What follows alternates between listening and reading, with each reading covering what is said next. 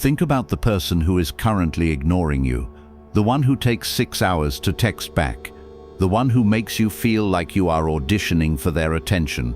Here is the truth you don't want to face. They are not special. They are not higher value than you.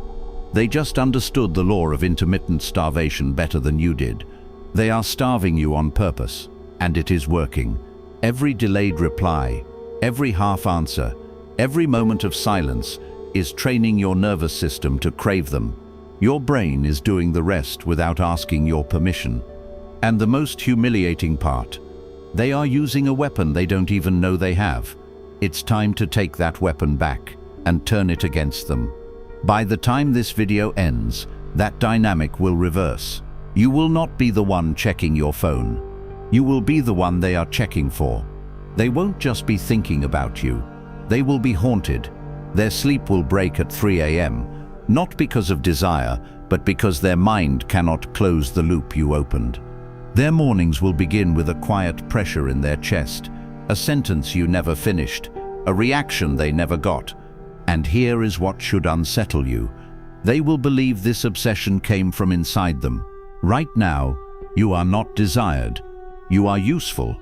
You are the emotional safety net they rely on while they chase the people who treat them like trash. You gave them honesty, access, and kindness, and in the market of human desire, you just financed your own erasure. You became a solved equation, and the human mind has no reason to revisit a puzzle it has already mastered. Look at your phone. Look at your last conversation. You are the one explaining. You are the one reassuring. You are the one providing the safety they are currently using to build a life that doesn't include you. You are literally funding your own replacement with your kindness. In The Prince, Machiavelli wrote about subjugation. He knew that the human mind is not sparked by what you give. It is set on fire by what you withhold. Obsession is not an act of the heart. It is a malfunction of the brain. It happens when the mind encounters a puzzle it cannot solve. And today I am going to show you how to become that unsolvable puzzle. This isn't dating advice. This is neural hijacking. We aren't here for approval. We are here for territory. If someone thinks about you when you are not present, you already own them. Once you occupy that mental real estate, logic stops working. Loyalty isn't requested, it's provoked. I am going to show you how to remove certainty from their nervous system until their thoughts return to you without permission. Obsession does not start with desire. It starts with imbalance. And once that imbalance is introduced, the brain does the rest without consent. You've spent your entire life believing that love is a reward for your efforts. You thought that if you were the most loyal, the most present, and the most consistent person in their life, they would eventually realize your value and return the favor. You were wrong. In the cold, calculating eyes of power, consistency is not a virtue, it is a devaluation. By making yourself a constant, you have committed the ultimate Machiavellian sin. You became a commodity that is always in stock. And when something is always in stock, its price drops to zero.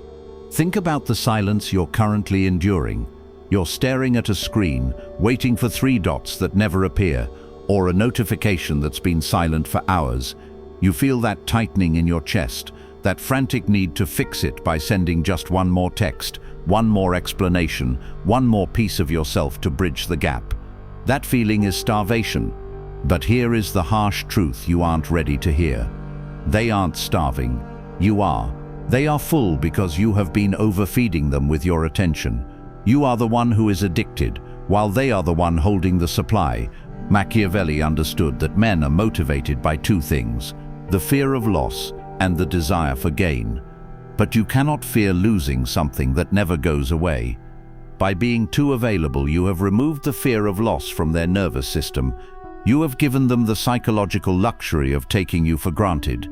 You've become the background noise of their life, like the air they breathe. Essential, perhaps, but never something they actually think about until it's gone. Let's look at your reality. When they finally do text you after 6 hours of silence, how fast do you reply? Within seconds, you drop everything. You ignore your work, your friends, and your own dignity to prove your loyalty. You think you're showing them they are a priority. In reality, you are signaling that you have nothing better to do. You are telling them that your time has no value, and by extension, you have no value. From this second forward, you must master the art of response latency. This is not a game. It is a recalibration of power. If they take 4 hours to reach out, you take 8. If they are brief, you are briefer. You must create a knowledge gap. When you reply instantly, you close the loop. You provide the dopamine hit they were looking for, and then they can safely put you back in the drawer for another 6 hours. But when you delay, when you leave a read receipt active but stay silent, you open a psychological wound. Their brain, wired to seek closure, begins to manufacture scenarios. Why haven't they replied? Are they with someone else? Did I say something wrong? This is where obsession is born. It is not born in the moments of connection. It is born in the empty spaces between them. You are forcing their brain to work for your attention. You are making them earn the dopamine that you used to give away for free. Most people walk through life trying to be understood. They want someone who gets them. If you want to be obsessed over being understood is a death sentence. To be understood is to be categorized. To be categorized is to be filed away. Think about your last date or your last deep conversation. You told them everything, didn't you? You laid out your trauma, your ambitions, your fears, and your history like a map. You thought you were building intimacy. You weren't. You were giving them the cheat code to your soul. Once they have the map, they don't need to explore the territory anymore. They know you, and the human mind is biologically incapable of obsessing over something it fully understands. Machiavelli never revealed his full intent until the strike was already landing. You must become a strategic contradiction. One day, be the most intense, focused, and ambitious version of yourself. The next, be playful, light, and slightly dismissive. If they ask you what you're thinking, never give a straight answer. Give them a fragment. Give them a riddle. When you are a puzzle, they have to spend their mental energy trying to solve you. They will talk about you to their friends. They will reread your old messages looking for clues. They will lie in bed at night trying to reconcile the version of you they saw yesterday with the version they saw today. This friction creates heat. This heat creates fire. You aren't a person anymore. You are a mental project. They are obsessed with finishing. You've been playing the game of constant reinforcement. You give love, praise, and attention every single time they do something you like. It's predictable. It's boring. It's how you train a dog, but it's not how you capture a human soul. If you want to hijack their reward system, you must use intermittent reinforcement. This is the psychology of the slot machine. The gambler doesn't play because they win every time. They play because they might win this time. The uncertainty is the addiction. Start with holding the expected rewards. If they do something that usually earns a long, heartfelt paragraph from you, give them a thumbs up emoji instead. If they expect you to be upset that they were late, be unnervingly calm and indifferent. Then when they least expect it, when they've almost given up on getting a reaction, give them a massive, intense burst of warmth. This creates a dopamine debt. They will spend the next several days trying to replicate that hit. They will become hyper-vigilant of your moods, trying to figure out the pattern to your affection.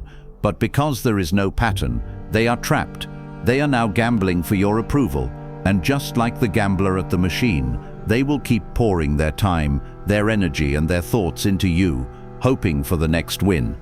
The biggest mistake you make is thinking you need to be in the room to have power.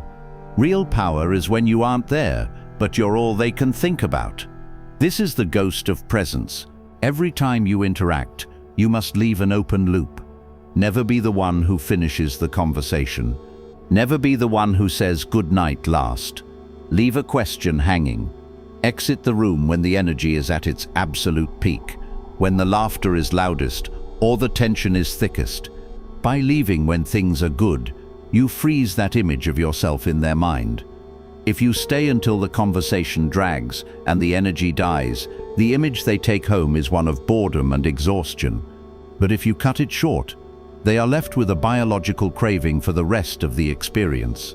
You have created a vacuum, and nature abhors a vacuum. Their mind will rush to fill that space with fantasies of you. You are no longer a person they hang out with. You are a phantom that haunts their quiet moments. You are the almost that they can't quite grasp. You have shifted the burden of pursuit entirely onto them. While you are out living your life, building your empire, and being the sovereign of your own world, they are sitting in the silence you created, wondering when or if they will ever be allowed back in. The audit of their obsession has moved past the initial strike. Their nervous system is already starting to fray. Now it is time to turn the mirror toward their soul. Most people try to make someone obsessed by being perfect. They show off their money, their looks, or their success. They try to be a shining trophy. But you can't inhabit someone's mind just by being impressive. To truly own someone, you don't look at their strength, you look at their wounds. Every person you meet is walking around with a secret pain, a hole in their heart that they try to hide from the world. Maybe they felt invisible as a child. Maybe they were told they weren't good enough. Maybe they are terrified of being alone. This is their hidden trauma, and it is the key to their entire operating system. While everyone else is busy talking about themselves, you are going to do the opposite. You are going to listen, but you aren't listening like a friend. You are listening like a predator. You are looking for the leak in their confidence. When they tell you a story about a failure or a fear, don't try to fix it.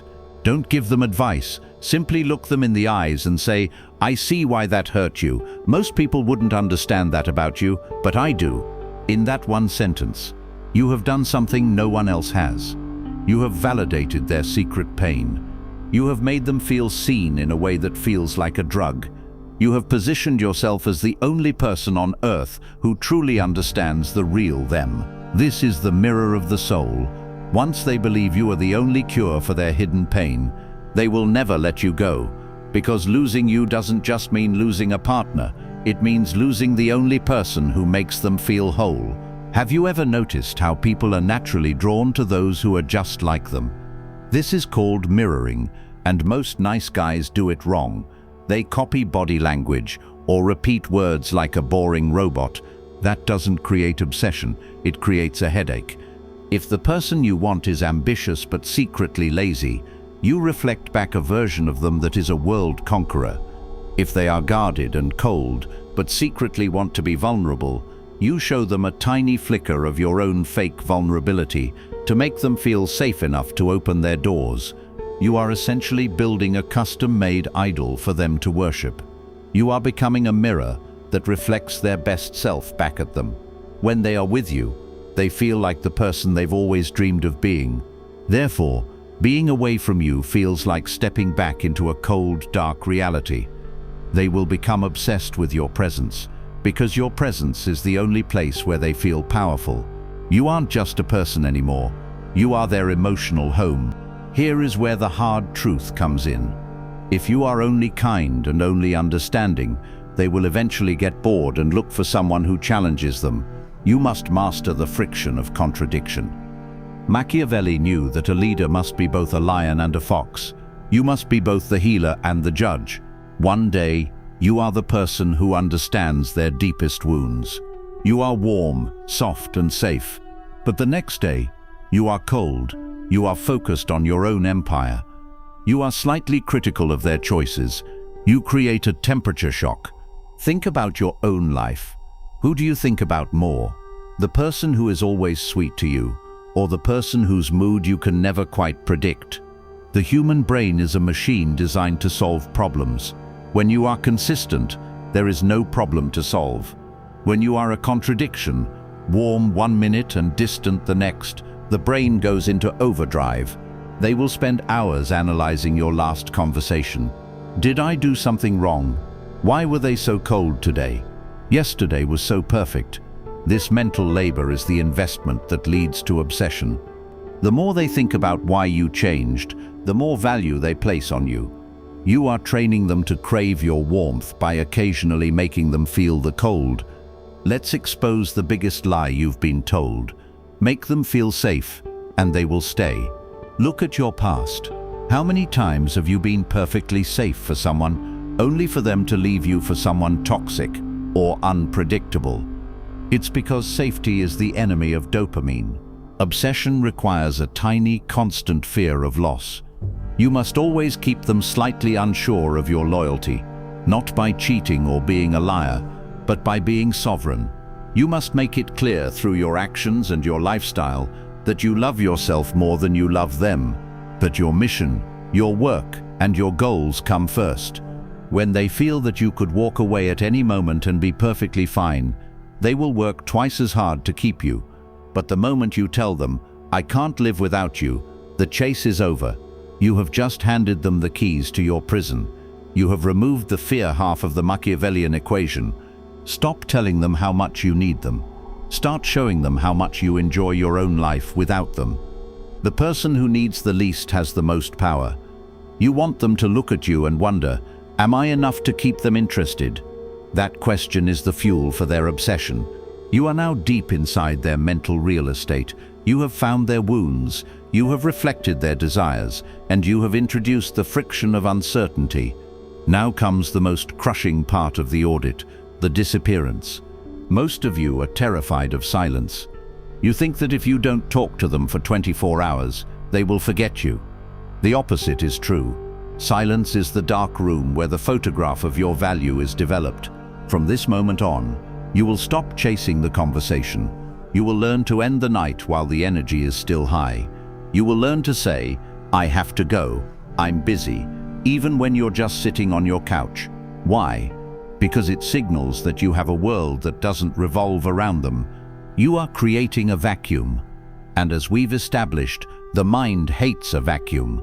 While you are silent, their imagination is doing the work for you. They are imagining you with other people. They are imagining you succeeding without them. They are building a version of you in their head that is 10 times more powerful than the real you. You are no longer just a person they know. You have become a legend in their mind, and you haven't said a single word. You have simply allowed your absence to speak for you. Your value is climbing. Their anxiety is rising. Their obsession is beginning to turn from a choice into a physical necessity. They are checking their phone every 5 minutes, hoping for a sign of life from the person who gets them, but seems so ready to leave them. You have successfully occupied their mind. They are hungry, they are confused, and they are starting to look at you as the only solution to their inner chaos. Now, we are going to lock the door. We are going to move from psychological pressure to biological addiction. Most people think that to make someone love you, you have to be good to them. You give them constant praise, constant gifts, and constant kindness. But look at your own life. Did that ever work? No. It made you boring. It made you a guaranteed win. And nobody values a game they've already won. Think about a slot machine.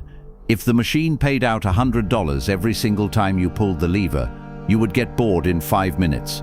You'd take your money and leave. But if the machine pays out randomly, if you lose 10 times and then win once, you will sit in that chair for 20 hours until your pockets are empty.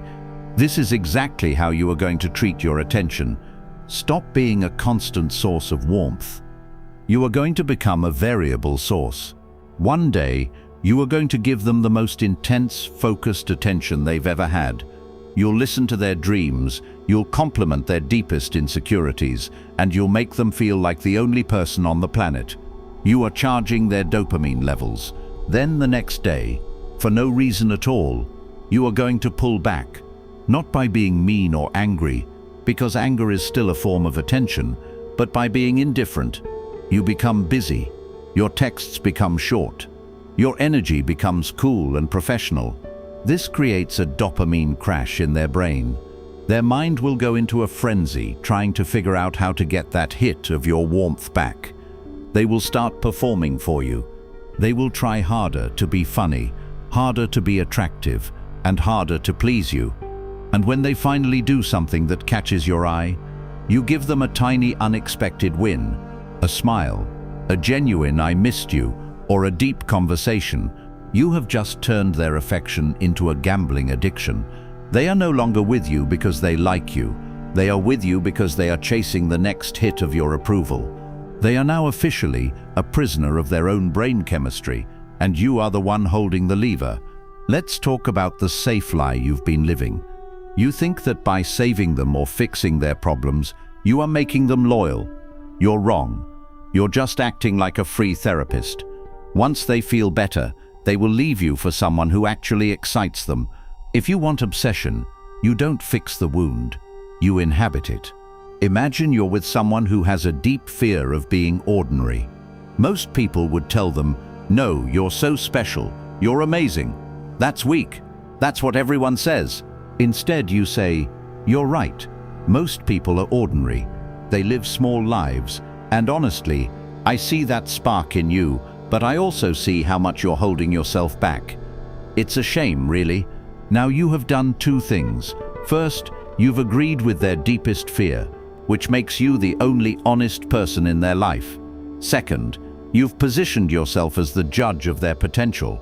They will now spend every waking hour trying to prove to you that they aren't ordinary. Their entire self-worth is now tied to your opinion. You have moved from a partner to an identity provider. They need you to tell them who they are. You've been playing the nice guy role because you're afraid of conflict. You think if you show a dark side, they will leave. Machiavelli would laugh at your fear. He knew that true obsession requires contrast. Be the lion when it comes to your goals, your boundaries, and your work. Show them that you have a dark side that is disciplined and ruthless. But when you are with them, occasionally show them the fox. Be vulnerable. Tell them a secret you've never told anyone else. This false vulnerability is a trap. It makes them feel like they have a special key to your heart that no one else has. It makes them feel safe in the middle of your danger. They will become obsessed with protecting that soft side of you. They think they are the only ones who can tame the lion. In reality, the lion is just allowing them to play in the cage. Most of you stay on the phone until the conversation gets dry and you both run out of things to say. You hang up feeling meh. You have just trained their brain to associate you with boredom. Never do this again. You must exit the conversation or the date when the energy is at its absolute peak, when you are both laughing, when the chemistry is electric, when they are just about to tell you something important. That is when you say, "I have to go. I have a massive day tomorrow. I'll talk to you when I have time." You have just left them with a peak-end memory. Their brain is screaming for the resolution of that high energy. They will spend the next 24 hours replaying that last moment in their head. You have created a cliffhanger in their real life. While you are gone, they aren't missing you. They are aching for you. They are looking at their phone, waiting for the sequel to the movie you just walked out of. You have successfully turned your absence into a physical weight. You are no longer just a person they are dating or talking to. You are a compulsion. You are the only thing that can satisfy the hunger you created. The door is locked. The loop is closed. Now it is time for the final transition, the part where we discuss how to make this obsession permanent and how to handle the power once you have it. We have reached the final layer of the architecture. You have starved them, you have mirrored their soul, and you have hijacked their biology. Now we are going to talk about the final lie, the one they will tell themselves to justify their total surrender to you. Most people believe that obsession is a choice. They think that if it gets too painful, they can just walk away. That is the lie that keeps them trapped. They don't realize that by the time they want to leave, you have already become their oxygen. Machiavelli knew that the most effective form of power is the one the victim chooses for themselves. Throughout this process, you haven't forced them to do anything. You didn't beg for their attention. You didn't demand their loyalty. You simply created a world where life without you feels gray. When they are away from you, they feel the dopamine debt we built. They feel the coldness of the vacuum you created. But when they are with you, you give them that false vulnerability. You give them that distorted reflection. You make them feel like a god. The final lie they tell themselves is, "I'm staying because no one else understands me like this." They won't admit they are addicted to the uncertainty. They won't admit they are chasing the win of your approval. They will call it destiny. They will call it twin flame energy. They will wrap their obsession in a beautiful romantic bow so they don't have to face the fact that they have lost their sovereignty. At this stage, Their autonomy is gone. They will start asking for your permission without you even demanding it. They will change their schedule to fit yours. They will abandon their own hobbies to adopt yours. They are no longer an independent person. They are an extension of your will. You have become the sovereign anchor of their reality. I told you at the beginning that most people would find this uncomfortable. Most people want to be liked, but liking is a weak, fleeting emotion. Obsession is a permanent psychological state. Once you have this power, you must realize that you are responsible for the wreckage you can cause. You have the keys to someone's mental health. You can lift them to the highest peaks or drop them into the deepest depression just by choosing when to reply to a text. Machiavelli didn't teach these laws to create cruelty. He taught them so that the sovereign would never be the one wearing the chains. If you have followed this audit, you are no longer the one staring at a silent phone. You are no longer the one auditioning for love. You have moved from the prey to the predator. You have reclaimed your territory. Everything we have discussed today is just the surface of the Machiavellian ocean. Most people watch these videos for entertainment, then go back to their lives and continue being the safety net for people who don't care about them. They stay weak because they refuse to apply the cold, hard truths of power. But some of you are different. Some of you recognize that the world is not a playground, it is a battlefield of influence. If you are tired of being the predictable one, if you are done being the nice guy who finishes last, then you need to join the Sovereign Circle. Our channel membership is not for everyone. It is for the few who want to dive deeper into the forbidden psychological tactics that the algorithm refuses to push to the masses. Don't just be a spectator of power. Become the architect of it. Click the join button below and move from the audience to the inner circle. If this video exposed a truth you've been hiding from yourself, if it made you realize exactly why you've been losing, then like this video right now. It tells the system that this uncomfortable truth needs to be heard by more people who are tired of being used. Subscribe and hit the notification bell. In the world of Machiavelli, timing is everything. If you miss the next briefing, you miss the next weapon. And finally, I want you to comment below with the word sovereign if you are ready to stop chasing and start positioning. It is the first step in declaring that you are no longer a utility. The audit is over. The power is now in your hands. Use it, or it will be used against you. The game has changed. I'll see you in the circle.